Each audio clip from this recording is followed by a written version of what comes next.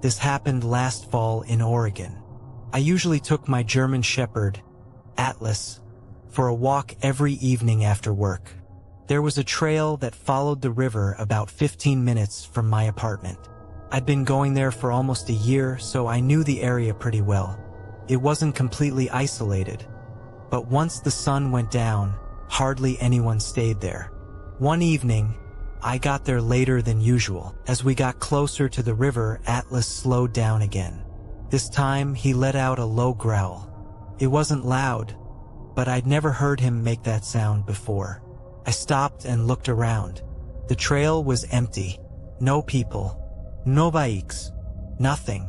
The only thing I could hear was the river. I told myself I was overthinking it and started walking again. A minute later, I noticed something ahead. There was a wooden bench facing the water. Someone was standing beside it. At first, I thought he was just looking at the river, but as we got closer, I realized he wasn't moving at all. He was just standing there. Atlas immediately planted his feet and refused to go any farther. The man was wearing a dark hoodie with the hood pulled up.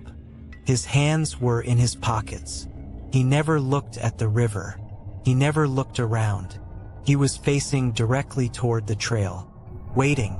I figured he was probably just another person out for a walk, so I gave him a quick nod as I got closer. He didn't react. Not even a small nod back. Nothing. Atlas started growling louder.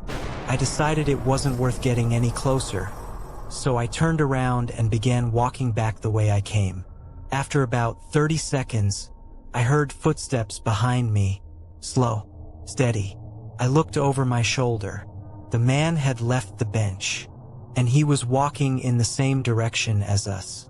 First, I thought it was a coincidence, but every time I slowed down, he slowed down too. That's when I realized he wasn't just walking the trail. He was following me. The first thing I did was grab my phone. I wanted to call someone, but there was no signal. I remember checking twice because I couldn't believe it. Nothing. Atlas kept looking over his shoulder, his growling getting louder with every step. I looked back again. The man was still there. Same pace, same distance. He never said a word. I decided to test whether I was imagining things. Instead of staying on the main trail, I turned onto a narrow path that led toward the parking lot. Almost nobody used it because it was longer and covered by trees. A few seconds later, I heard footsteps on gravel. I looked back. He had taken the same turn. That was the moment I stopped trying to convince myself it was a coincidence. I tightened my grip on the leash and started walking faster. Atlas matched my pace immediately.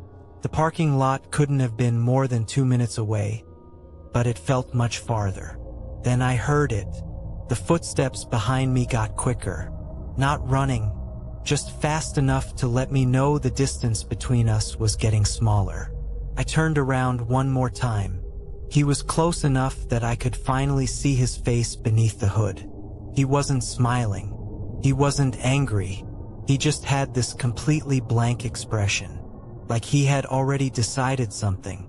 Atlas suddenly barked. Not once, over and over, loud enough that it echoed through the trees. The man stopped walking. For a few seconds, nobody moved. Then he slowly stepped backward and disappeared into the darkness between the trees. I didn't wait to see where he went. I practically jogged the rest of the way to the parking lot with Atlas pulling beside me. When I got there, the old pickup truck I'd noticed earlier was gone. I got into my car as fast as I could and locked the doors. Atlas jumped into the back seat, but instead of settling down like he normally did, he kept staring out the rear window. I started the engine and pulled out of the parking lot. As I drove past the trail entrance, I looked over one last time. The man was standing there, perfectly still, watching my car leave. I called the non-emergency police line when I got home and explained what had happened. An officer took the report, but since the man hadn't threatened me or spoken to me, there wasn't much they could do. A couple of days later, I went back during the afternoon, mostly because I wanted to convince myself I'd overreacted. Near the bench where I'd first seen him, I noticed something on the ground. It was a worn black baseball cap. The park ranger who happened to be nearby asked if it was mine. When I told him why I was there, he got unusually quiet. He said they had received several complaints over the past few months about a man matching that exact description. People reported seeing him standing near the river after dark. Always alone, always silent. By the time officers arrived, he was always gone. No one ever identified him. I haven't been back to that trail since. Atlas is older now, but every once in a while, if we're walking somewhere new, he'll suddenly stop and stare into the trees. Whenever he does, I don't wait to find out what he sees. I just turn around and leave. When I bought my first house, everyone warned me it would feel strange at first. They were right. The place was over 60 years old. It creaked whenever the temperature changed.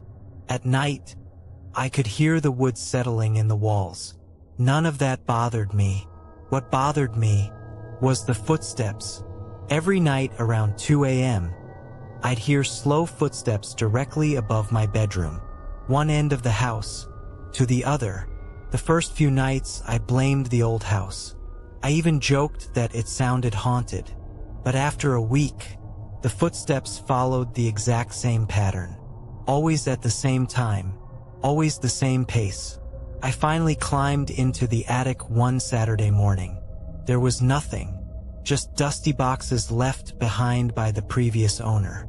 Old Christmas decorations, broken furniture, insulation. No footprints. No signs that anyone had been there recently. I laughed at myself. Maybe I was just letting my imagination run wild. That explanation lasted 3 days. One evening, I came home from work and noticed something strange. The attic hatch in the hallway was slightly open. I was certain I'd closed it before leaving. I grabbed a flashlight and pulled the ladder down. The attic was silent. I slowly shined the light across the room. Everything looked exactly the same, until I noticed something that definitely wasn't there before. A fresh plastic water bottle, still half full. I just stood there, staring at the bottle. It still had condensation on the outside. Someone hadn't left it there weeks ago. It was recent. I suddenly didn't feel alone anymore. I backed out of the attic, closed the hatch, and told myself there had to be a reasonable explanation. Maybe a contractor, maybe the previous owner's family. Anything made more sense than what I was starting to believe.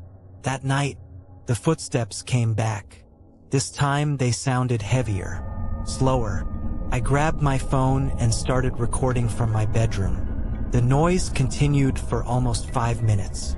Then, silence. The next morning, I watched the recording. The footsteps were there, clear as day.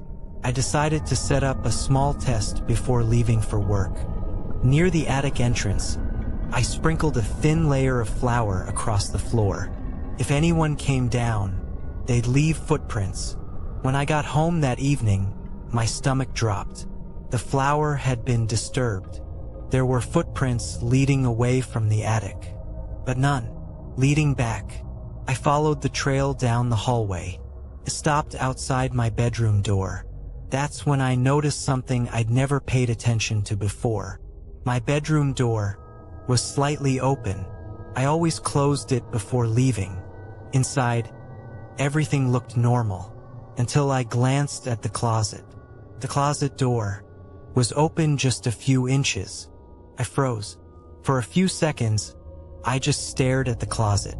It was dark inside, too dark to tell if anything was actually there. I slowly reached for the handle. Every instinct told me not to open it, but I did. Nothing, just clothes hanging where I'd left them. I let out a nervous laugh. Then I noticed something behind the jackets. The wall looked different. I pushed the clothes aside. A small rectangular opening had been cut into the drywall. just large enough for a person to crawl through. My flashlight revealed a narrow space running between the walls. There was a sleeping bag, empty food wrappers, a backpack, and several empty water bottles. Someone had been living inside my house. I backed away immediately and called the police. They searched the entire property for over an hour. Whoever had been there was gone. One officer told me the opening connected to the attic and several unused wall spaces. The person could move through parts of the house without being seen. Before leaving, an officer handed me a small notebook they had found in the wall. Most of the pages were blank, except for one. Simply read, "You finally looked." I moved out 2 months later. The house was renovated before it was sold again. As far as I know, they never found the person who had been living there.